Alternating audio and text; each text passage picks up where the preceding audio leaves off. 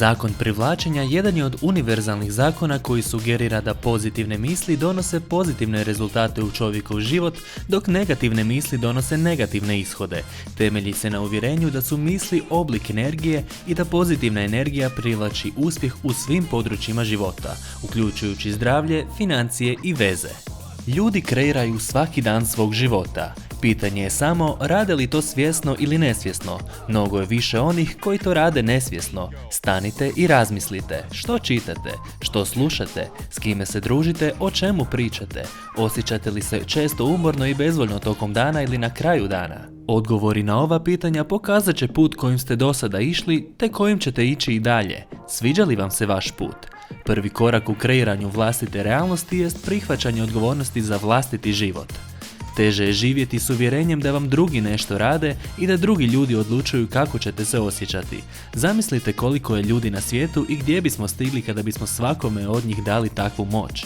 Kada prihvatite odgovornost i shvatite da sve polazi od vas i od vaše percepcije na događaje, tada znate da to možete i promijeniti. Tada možete promijeniti svoje misli, svoja uvjerenja, svoj fokus i naravno svoje emocije. S druge strane, negativne emocije nisu nužno loše, zato što su one naš unutarnji kompas i poziv za buđenje. Razlog za uzbunu je jedino onda kada se one zadrže predugo u umu, kada ljudi povjeruju da je to njihova realnost i kada misle da nema izlaza. Uvijek si postavite pitanje, ako već moram razmišljati, zašto ne bih razmišljao ili razmišljala pozitivno?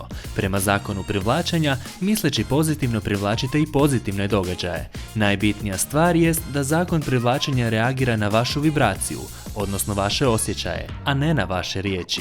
Čak i da nešto stvarno želite i svakodnevno to govorite naglas, ali duboko u sebi smatrate da je to nemoguće, da ne zaslužujete ili da niste toga vrijedni, nećete to moći privući. Zakon privlačenja ne možete prevariti. Mnogi ljudi koji banaliziraju zakon privlačenja kažu da je dovoljno samo pomisliti na nešto i to će se stvoriti. Ako ste na visokoj vibraciji bez ograničavajućih misli, moguće je da na nešto pomislite i da to nešto pronađe put do vas, no do toga treba doći svakodnevnim radom na sebi. S druge strane, jedan od bitnih faktora ovog zakona jest inspirativna akcija. Kada se osjećate dobro, kada ste poletni, sretni i zadovoljni, tada će vam uvijek doći neka ideja. Dobit ćete neki poriv da učinite nešto što će vas dovesti do vašeg cilja.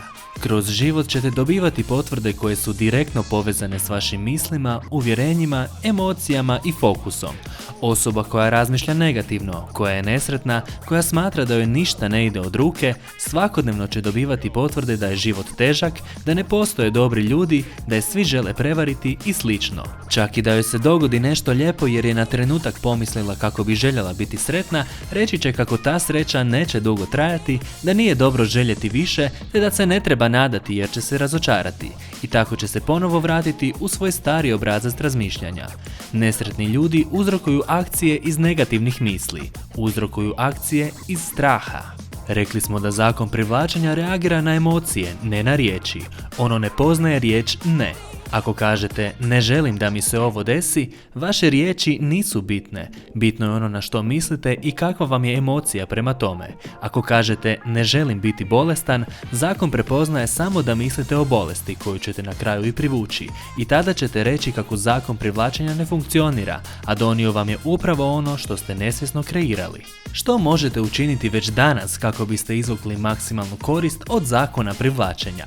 Budite zahvalni. Vizualizirajte svoje ciljeve, potražite pozitivno u svakoj situaciji, naučite kako osvijestiti negativne emocije, koristite pozitivne afirmacije i meditirajte. Vodite računa o svojim osjećajima jer oni će vam uvijek pokazati gdje se trenutno nalazite i što ćete sljedeće kreirati u svom životu.